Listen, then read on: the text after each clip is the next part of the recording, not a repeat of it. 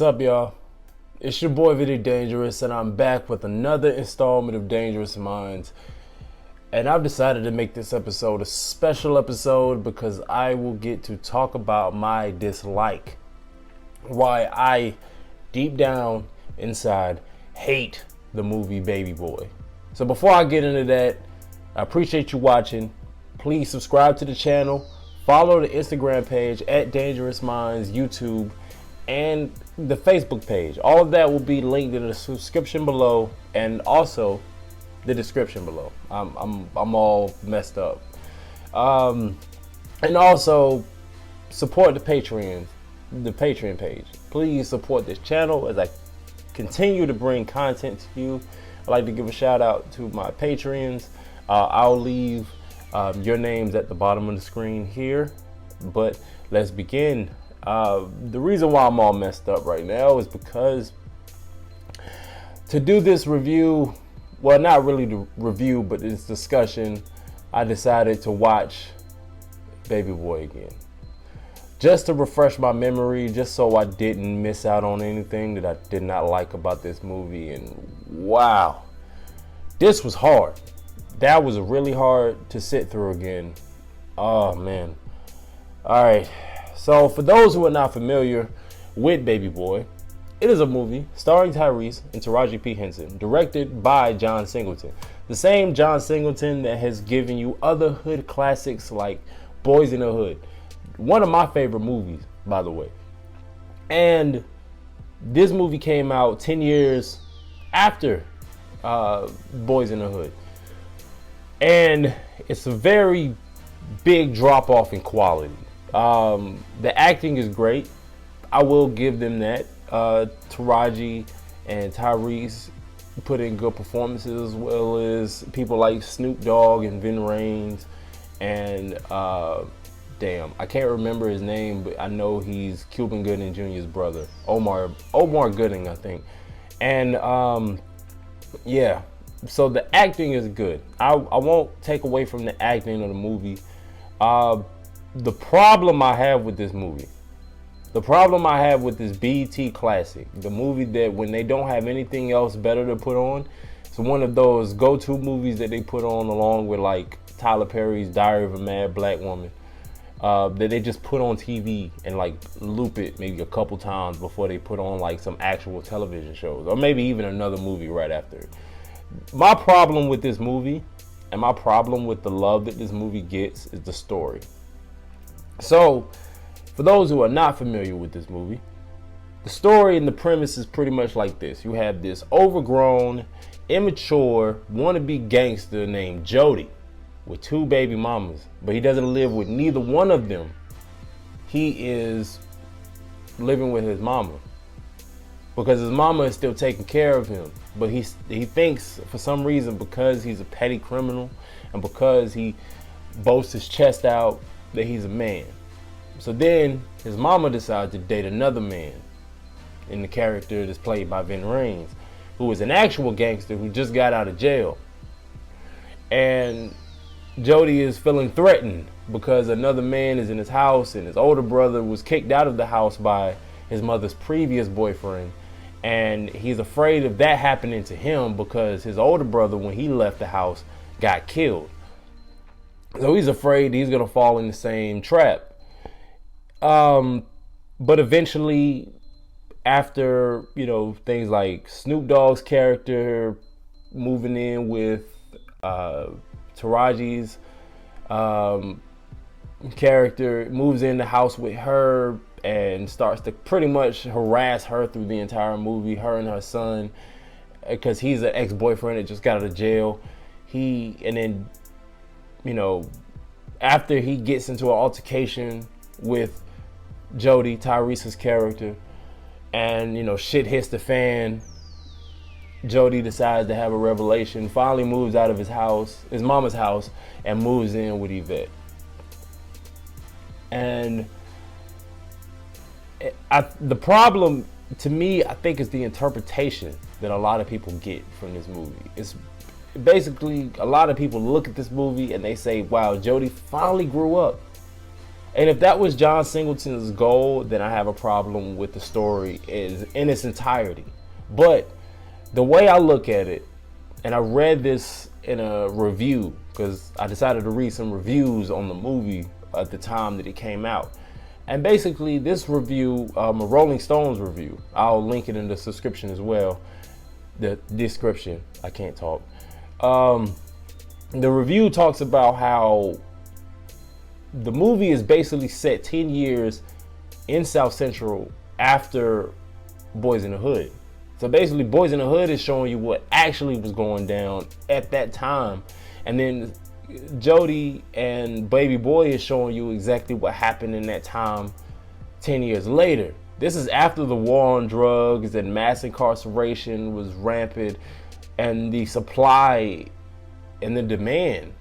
Because a lot of drug users, were either dying off or being rehabilitated. So the neighborhoods aren't as bad as they were in, like, let's say in Boys in the Hood. So the killing, it was still crime. Like, there's still a drive-by scene in the movie.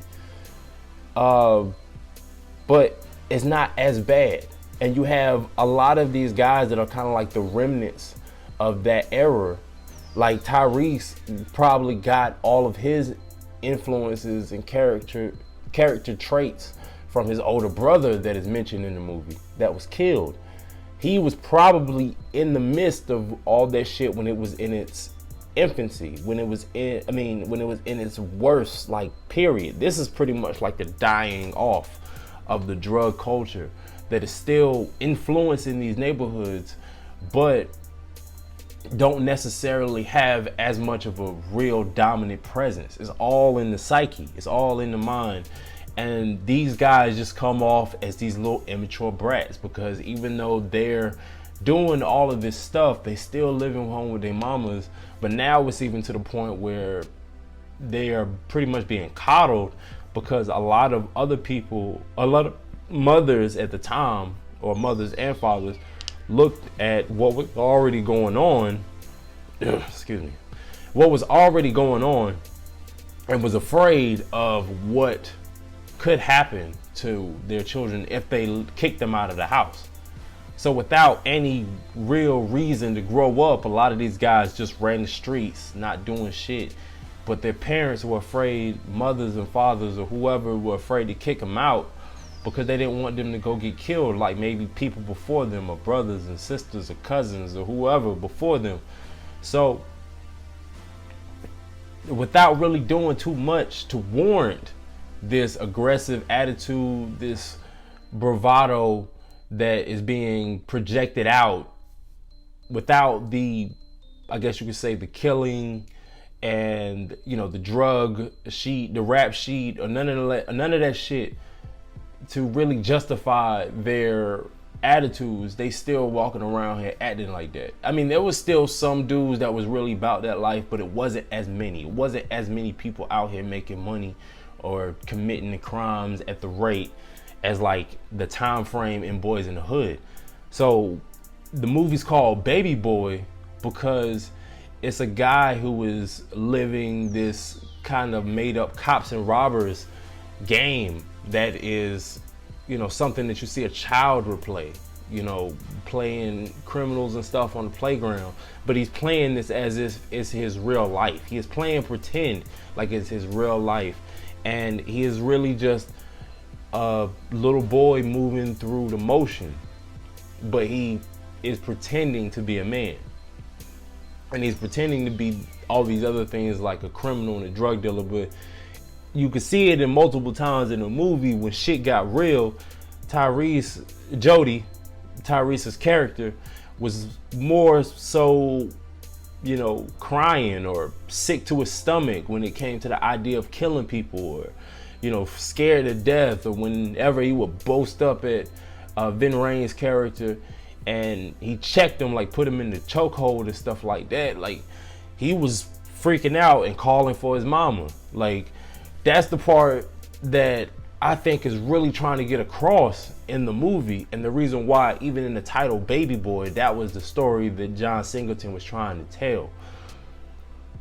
But a lot of people, especially people that look at the movie now, when they reference the movie now, like you see the memes all the time with relationship goals. They, even Tyrese and Taraji was playing up on the shit on Instagram maybe a year or two ago. Because people look at that and they look at that relationship and that dynamic and they look at that whole lifestyle in its entirety and fantasize that they want to be like that. And they're looking at it more as like some kind of broken love story. And that's the part that frustrates me when I think about people in this movie. Just like another movie, Love and Basketball, which I might do another video like this, depending on how people feel about it. Let me know what you think of this. But the love dynamic is so fucked up. And I think because a lot of people did not have, other examples within the family or the household, a lot of people in the generation that came up off this movie, or came up off a movie like Love and Basketball, that came up off a movie like Baby Boy, they look at those type of relationships as something to aspire to. And then you have all these broken, fragmented relationships that end with so many people looking disenfranchised and that are hurt, and looking at these situations and then trying to replicate them and not understanding the toxic nature that is carried with this. Like, Jody's character isn't a guy that grew up at the end of the movie. He is just supplementing one mother for another, his actual mother for Taraji. Because the reason why he chose Taraji over his other baby mama is because Taraji was the one that was willing to be his mother without actually being his mother. She wanted him there and she wanted to take care of him. Because from my understanding, watching the movie from beginning to end, like, what lesson did he learn other than the fact that he couldn't stay in his mama's house no more? There really wasn't no reason to root for this nigga at all. Like, and then the reason why I want to talk about this and the reason why I want to bring this to the people's attention is because Jody in Baby Boy is Tyrese in 2017, with his constant, closed-minded rants about women, the allegations where he allegedly abused his child, and then the whole situation with The Rock, over the Fast and Furious movie. Tyrese is a joke right now because he is so content with being this immature adult baby. He is a grown little boy and he is acting out in the worst possible way to those three different situations. Even with the abuse allegations, his response is more of a guy trying to cover up the situation than a guy that's actually innocent and is trying to maintain his innocence. And just watching this guy play out the way he is and the way that people are laughing at him or, condemning him, but then praising the character that is Jody, that is a representation of a lot of guys that are in his position currently, that are in these neighborhoods, that have these multiple baby moms but still live with their mom and being coddled and would rather act like a man than actually be a man. And then people look at those guys and women look at those guys. I mean, it's on both sides of the spectrum, but I can only focus on the example that is presented in front of me. And that is, in this movie, is this guy is able to do what he wants because he's able to manipulate these women as he's on a search for another mother, because his mother is eventually going to move on. These guys are not men, and nobody should be aspiring to be like Jody. And as of late, with the recent developments, nobody should be aspiring to be Tyrese. But that's my time. It's your boy Vinnie-Dangerous. I appreciate you tuning in. Again, like, share, and subscribe to this channel. Please follow the social media sites that will be linked at the description below. I don't know why I can't talk. And please support me on the Patreon page and tune in next week for another installment of Dangerous Minds. I've been Vinnie-Dangerous. I'll see y'all next time. Much love. Now I need you to do one thing for me. Just one thing. I need you to understand that you'll never understand. Huh.